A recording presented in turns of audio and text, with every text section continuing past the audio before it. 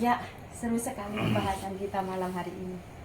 Gini Guru, lanjut lagi ya Guru. Ya, silakan. Ya. Siapa aja nih Ki Guru? Murid-murid beliau, terus yang dibawa ke Bali siapa aja, dan apakah ada yang di Jawa juga gitu? Hmm. Jadi semakin malam semakin panas. Semakin banyak murid-muridnya. Jadi yang bertanya ini tentunya pasti membaca di literatur. Jadi kalau kita sebutkan murid-muridnya itu ada 7. Ada Lenda, ada Lendi, ada namanya Gandhi, kemudian Jalan Guyang, Waksirse, Mahesa Wedana, kemudian ada Raro. Nah, itu ada 7. Ada 7 muridnya. Terus yang membawa nama-nama ini sebenarnya siapa? Ya Empu Kuturan sendiri. Nah, jadi seperti itu. Jadi Empu Kuturan sendiri. Nah, jadi buktinya mana Guru? Coba ke Padang Bayi. Di Padang Bayi itu lengkap sekali. Lengkap sekali ininya, apa namanya, wujud-wujud boleh dibilang, tapi pokulun tapalnya hanya di sana. Ada Lenda, ada Lendinya banyak sekali di sana, dan itu lengkap. Tetapi saya sendiri menyimpulkan berbeda. Jadi saya tidak akan mensosokkan. Misalnya kalau Lenda itu adalah muridnya yang paling cerdas, sehingga saking cerdasnya Lenda ini bisa menulis lontar, namanya lontar Candra Berat. Nah, seperti Oh, yang tadi. Jadi saya tidak akan mensosokkan ini sesungguhnya, tetapi saya lebih ke filsafat. Jadi menurut pendapat atau wejangan dari Ratu Biang Agung Calonarang, sesungguhnya 7 muridnya ini adalah apa? Simbol daripada kesaktian yang ada pada dirinya. Oh, gitu. Jadi beliau ini cerdas. Nanti setiap sisinya Iya, setiap lain-lain. sisinya lain-lain. Iya, Jadi wadahnya. artinya kesaktian Kesaktiannya. beliau yang ada di dalam diri beliau itu beliau simbolkan dengan nama murid, nama sisianya. Iya. Contoh Lenda yang paling cerdas, sesungguhnya dia adalah simbol dari pikiran beliau. Jadi cakra yang ada di mahkotanya itu sudah itu, kan begitu. Terus beliau juga ada namanya Lendi yang paling ganas. Artinya ganas, dia bisa dari air lidahnya itu bisa mengeluarkan api dan lain sebagainya. Bahwa beliau menyimbolkan kesaktiannya itu dengan nama Lendi. Dan sesungguhnya beliau itu bisa menguasai itu. Jadi beliau itu kalau memurti istilahnya, beliau sudah bisa mengeluarkan, menghidupkan cakra yang ada di tenggorokannya ini sampai bisa mengeluarkan api. Nah, seperti itu. Terus ada namanya Gandhi yang bisa menyebarkan penyakit dan lain sebagainya. Bahwa di sini beliau menyimbolkan kesaktian beliau itu, bahwa beliau itu adalah seorang tabib, atau seorang pengusaha. Benar-benar. Seperti itu. Ya, jadi cakra semua yang ada dalam tubuhnya, 7 cakra ini disimbolkan dengan nama-nama muridnya atau sisianya. Nah, seperti itu. Jadi saya tidak mensosokkan Jalan Guyang itu seperti apa wujudnya, dan kalaupun dicari saya pasti, dan saya tidak percaya orang itu akan mengenalnya siapa itu Jalan Guyang, kecuali kita bercermin pada diri kita. Nah, seperti Jalan Guyang misalnya, pelet katanya, dan lain sebagainya, disimbolkan bahwa Jalan Guyang ini adalah kuda emas. Nah, jadi kuning warnanya kemas. Ini adalah simbol dari ginjal beliau. Nah, jadi aksara Tang yang ada di ginjal itu sudah itu. Berarti cakra yang ada di di nabi, di pusatnya itu sudah hidup. Ya, seperti itu. Terus ada namanya Waksirse yang istilah bisa mengeluarkan penyakit berupa upas, desti, dan lain sebagainya. Bahwa beliau ini sesungguhnya adalah sudah dikuasai Jadi penyakit, semua penyakit sudah dikuasai. Sehingga penyakit itu akan bertekuk lutut. Tidak bisa bicara apa penyakit itu sama beliau. Jadi beliau sudah bisa mengalahkan semua penyakit yang ada di, baik di pikiran, baik yang di mata, baik yang di mulut, baik yang di tenggorokan, dan lain sebagainya. Terus ada di sini disimbolkan kebo raksasa, namanya Mahesa Wedana. Nah ini jadi kebo raksasa. Nah beliau ini sebenarnya sudah menjadi apa? Istilahnya menjadi seorang penguasa yang bisa menguasai dan berwibawa di dalam menjalankan kekuasaan. Seperti itu. Nah jadi ada namanya rarung. Nah ini merah warnanya. Terus berwujud rangde katanya itu. Tidak ada yang pasti ini. Apakah benar wujud-wujud dari murid-muridnya ini atau siswanya ini seperti itu? Kita tidak tahu. Ini kan hanya sosok. Tetapi saya tidak mensosokkan, tapi saya bawa ke dalam diri. Nih, kalau ingin mempelajari lenda-lendi Waksirsa, Mahesa Wedana, Rarung dan lain sebagainya, bawalah ke dalam diri. Bahwa yang berwarna merah namanya Rarung. Itu ada di hati. Itu simbol darahmu. Ada di hati penglekasannya.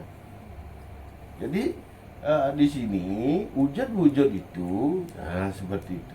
Itu adalah wujud dari kesaktian Ratu Biang Agung Calon Arang. Nah seperti itu. Jadi saya tidak mensosokkan, ya maaf, mungkin jawabannya agak tidak memuaskan karena kalau kita sosokkan ini lenda-lendi itu, ya kita juga tidak tahu apakah itu benar apa tidak, kan begitu. Ya jadi saya lebih masih percaya dan yakin apa yang menjadi wejangan atau pesan-pesan dari beliau. Nah setelah itu tentunya adanya sisya-sisya ini dibawa namanya ini ke Bali itu tidak terlepas dari Empu Kuturan sendiri, tidak terlepas dari serat Calon Arang yang ditulis di Jawa. Nah seperti itu. Namun ada satu muridnya lagi yang di Jawa. Nah tadi apakah di Jawa ada? Ada. Nama murid ini Ratnanareh. Jadi namanya Ratnanareh. Ratnanareh ini adalah murid yang termuda. Jadi parasnya cantik, terus usianya masih muda. Nah ini yang diceritakan bahwa Ratnanareh ini sesungguhnya yang selamat. Lenda-lendi dan lain sebagainya udah nggak selamat, tapi yang selamat hanya satu-satunya, yaitu Ratnanareh. Nah ini pun saya tidak bisa menceritakan kebenarannya 100%, tetapi dari cerita buku-buku.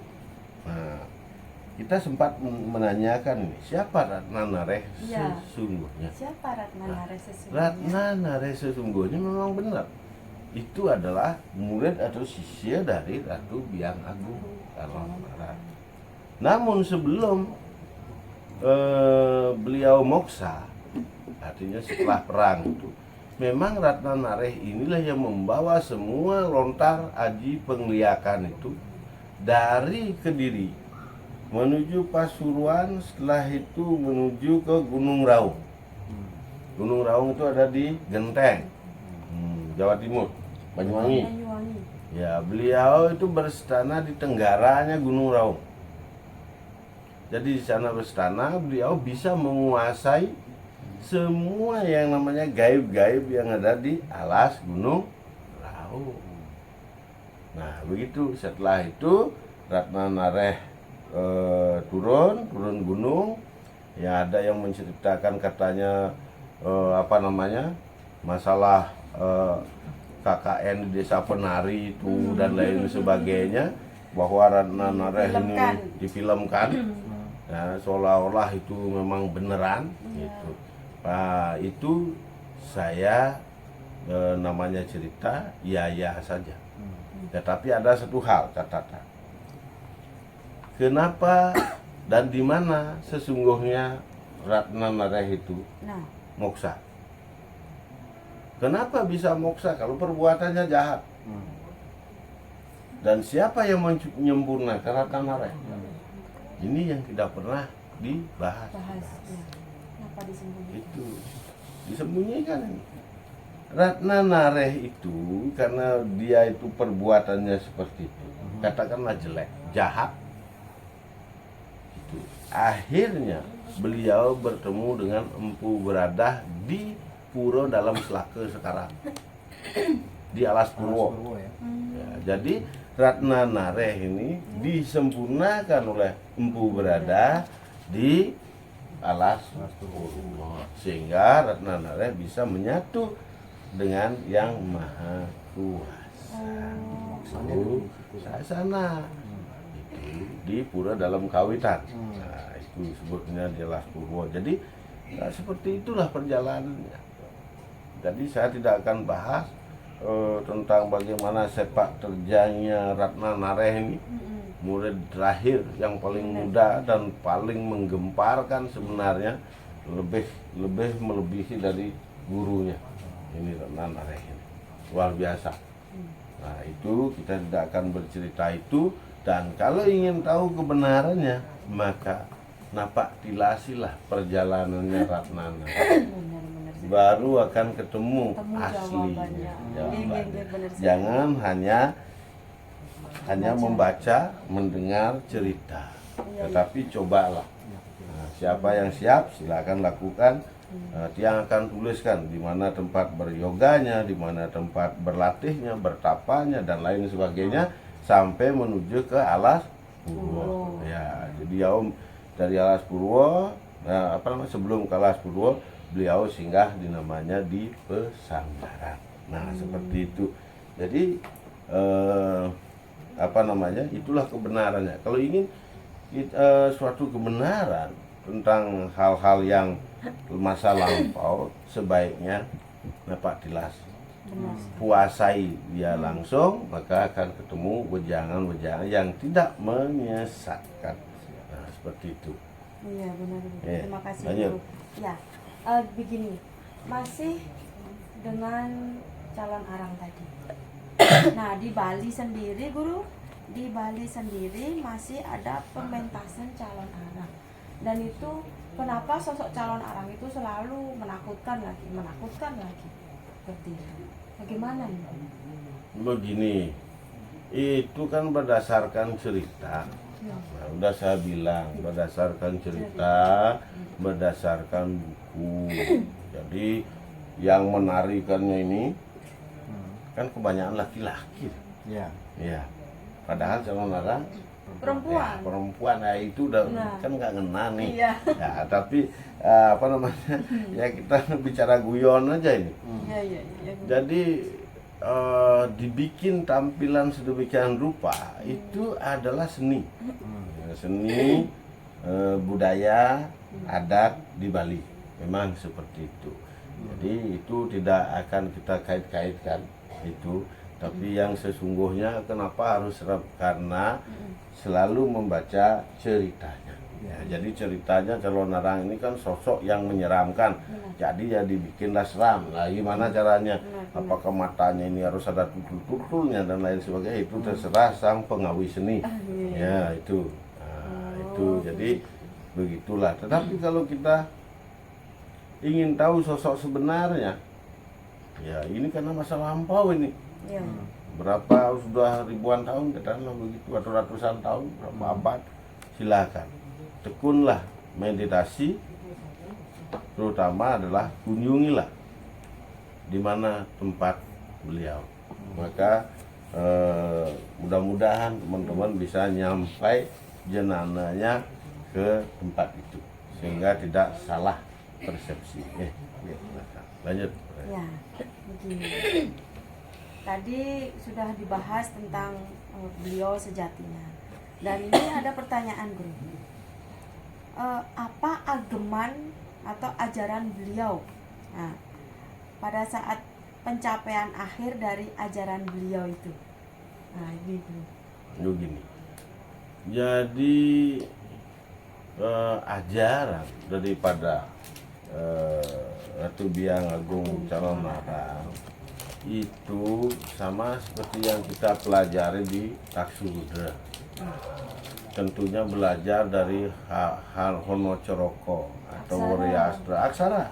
Oh. Aksara, terus kita belajar dasar aksara dan lain sebagainya sampai jadi ilmu penglihakan lain sebagainya. Itu dasarnya.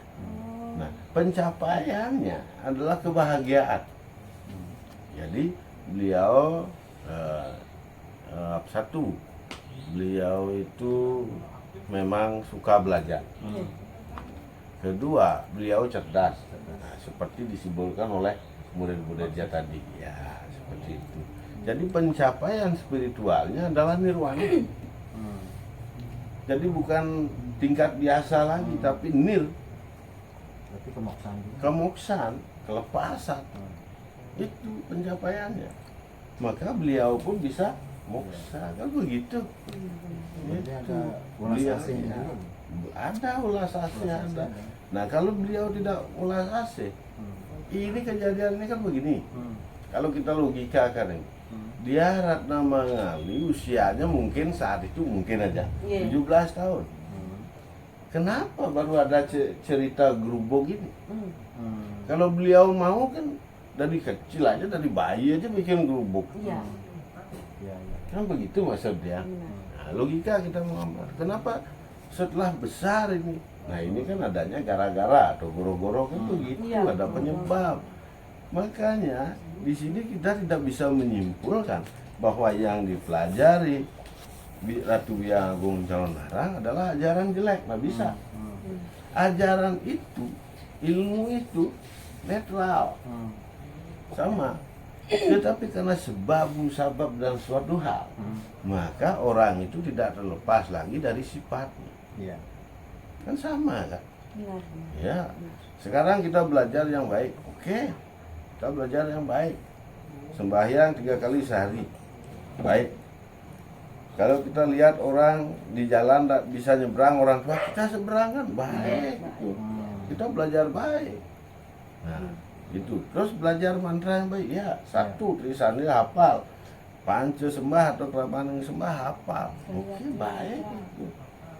Tetapi begitu ilmu itu, nah kemudian dia kan sudah menjadi orang baik, bahkan sudah punya kedudukan, jabatan. Misalnya jabatannya apa, kan bisa saja dari jabatan terendah sampai jabatan tertinggi sekalipun dia sudah dapatkan dalam pencapaian spiritualnya. Begitu mencapai dalam pencapaian spiritual yang tinggi, maka ilmu itu kalau sudah dipakai misalnya hal yang tidak baik, itu kan selalu dicap jelek. Itu maksudnya. Contoh misalnya, sekarang saya sudah jadi, saya ini pribadi Jero Rudra Geni sudah menjadi seorang suliyah apapun sebutan namanya. Terus saya kan baik, menurut Pak Yan saya baik, menurut si B baik, semua baik. Tetapi begitu saya nelpon misalnya menjanji ketemu di mana dengan istri orang, berarti saya kan harus dicap jelek. Nah, seperti Benar itu. sekali. Nah, itu sudah terjadi dari dulu. Distorsinya Ratu Biang Agung Calon Larang kan karena itu. Iya, karena beliau dibilang dia, sehingga anaknya tidak ada yang mau nganggurin, tidak mau ngapelin. Ya, jadi itu kan menjadi sakit hati daripada saya hanya dibilang bisa bikin penyakit, kamu dibilang bikin penyakit, kamu dibilang bikin gini, bikin, daripada dibilang terus lebih baik harus bisa. Langsung beliau menghadap seorang ibu, you jual, saya beli. Nah, seperti itu. Jadinya, makanya di sini jangan ini jelek, ini baik, tidak ada. Tidak ada sungguhnya dalam ilmu pengetahuan apapun, tidak ada. Tidak ada jelek maupun baik. Contoh, orang yang belajar kimia, kalau itu bagus, maka dia akan menjadi profesor kimia, penemu sesuatu, bahkan penemu bom, rudal. Tetapi kalau ilmu itu dipakai untuk membunuh massal, makanya itu udah jelek perbuatan. Seperti itu. Jadi lebih kurang begitu. Lebih ya. kurang begitu Bung Mahal. Sama. Jadi, pada dasarnya ilmu yang dipelajari itu lebih baik. Baik, tetapi sifat seseorang itu yang menggunakan kadang-kadang Ya. tidak baik. Nah inilah oknum.